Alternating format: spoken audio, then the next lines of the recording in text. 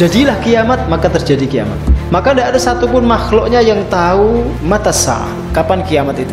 Hatta Israfil itu diceritakan oleh Rasulullah, sejak diciptakan dia sudah mengulum trompet itu. Dia standby sejak diciptakan pertama kali sampai hari ini, itu nunggu perintah. Dia memandang arus terus, tidak berkedip sama sekali. Dia menunggu perintah aja. Nggak ada yang tahu, karena itu rahasia Allah. Satu-satunya yang tahu tentang kapan kiamat dia sendiri. Makhluknya satupun tidak ada yang tahu. Hatta Jibril tidak tahu, Rasulullah tidak tahu. Yauma yaqulu kun fayakun. Itu yang dimaksud adalah perintah Allah untuk terjadinya kiamat. Ketika Allah sudah mengatakan kun, jadilah kiamat, maka terjadi. Barulah kemudian Israfil itu meniup sangkakala 3 kali, kata Rasul. Tiupan yang pertama, terjadi huru hara di muka bumi ini. Semuanya goncang, bumi terbelah, manusia kalang kabut, orang ketakutan semua, wanita yang hamil keguguran semua, bayi-bayi beruban tiba-tiba. Setan-setan lari bersembunyi di tempat-tempat yang jauh. Cuma oleh malaikat dicegat, dipukuli, disuruh kembali. Orang-orang yang baik, yang saleh sudah diwafatkan semua saat itu. Hanya orang-orang yang syirarun nas, manusia-manusia terburuk yang tinggal di akhir zaman itu yang mengalami. Saat itulah mereka digoncang-goncang begitu. Idza zulzilatil ardu zilzalaha wa akhrajatil ardu asqalaha. Terus bertanya kan manusia, wa qala insanu mala. Terheran itu, ada apa ini? Enggak paham kalau itu kiamat. Kemudian diperintahkan lagi meniup sekali lagi. Terus semua makhluk mati. Manusia semuanya mati. Semua malaikat mati kecuali Jibril, Mikail, malaikat penjaga arsy, dan malaikat Israel. Terus Allah bertanya, siapakah yang masih hidup? Wahai Israel, yang masih hidup Israfil, Mikail, Jibril, malaikat penjaga arsy, dan saya sendiri ya Allah. Kamu matikan Israfil, kamu matikan Jibril dan Mikail. Dimatikan terus.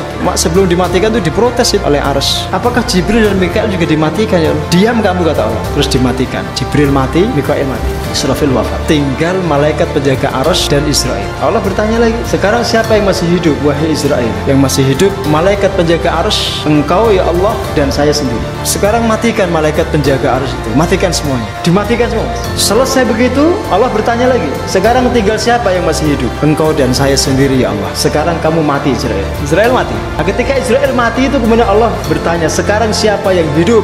Sayalah sendiri yang hidup, kata Allah. Kepunyaan siapa langit dan bumi ini? Kepunyaan saya, Zat yang maha qahar, yang maha kuasa, lagi maha esa. Terus bumi, langit itu digulung kayak gulung kertas itu mas, dimpel-empel bahasanya orang Jawa itu, ditelan oleh Allah. Tidak ada tersisa sama sekali. Setelah ditelan begitu, selesai sudah urusan itu, sudah ada. Yang ada cuma Allah, yang tersisa hanya Allah. Kullu man 'alaiha fan wa yabqa wajhu rabbika dzul jalal wal ikram. Yang tersisa hanya Allah Subhanahu wa taala.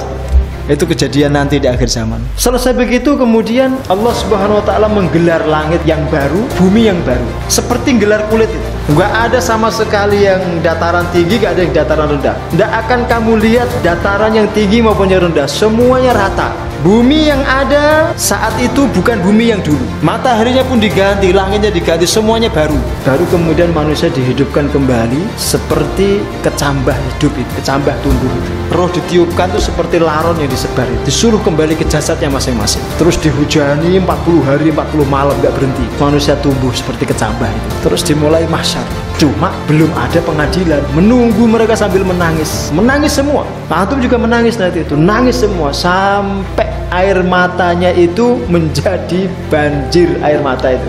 Tidak sedikit yang tenggelam, tidak kelihatan kepalanya, tidak sedikit yang kelagepan, megap-megap bahasa kita itu. Tapi tidak sedikit yang tenang saja itu, gak ada satupun air di sekitarnya. Bahkan sebatas mata kaki pun tidak. Masing-masing tergantung amalnya. Dimulailah kemudian pengadilan itu. Manusia datang berbondong-bondong kepada Nabi Adam. Nabi Adam tidak punya syafaat. Datang kepada Nuh, Nuh tidak punya syafaat. Datang kepada Ibrahim, Ibrahim angkat tangan. Datang kepada Musa, Musa nggak bisa berbuat apa-apa. Datang kepada Nabi Isa, Nabi Isa juga nggak bisa apa-apa. Datang kepada Rasulullah, baru Rasul kemudian sujud menangis kepada Allah. Kamu kenapa wahai Muhammad? Bangunlah. Ya Allah, mulailah pengadilan agar segera jelas urusan manusia itu. Bangunlah, aku mulai sekarang. Bersiaplah. Dimulailah pengadilan itu. Satu persatu diadili termasuk kita.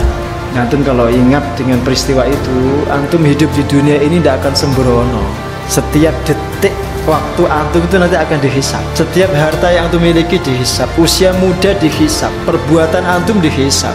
Nggak ada sama sekali yang tidak. Semua dicatat dengan cermat, direkam dengan sangat valid. Akan diputar ulang pada waktunya nanti, ditampakkan kepada antum. Ini catatan amalmu. Nah, kalau antum ingat peristiwa seperti ini, antum tidak mungkin sembrono tinggal di dunia ini. pasti antum akan bersungguh-sungguh bertanggung jawab. Setiap kesempatan antum maksimalkan. Harta yang dipunya akan digunakan untuk hal yang bermanfaat. Usia muda dipakai untuk berjuang, untuk ibadah. Nggak mungkin antum sia-siakan.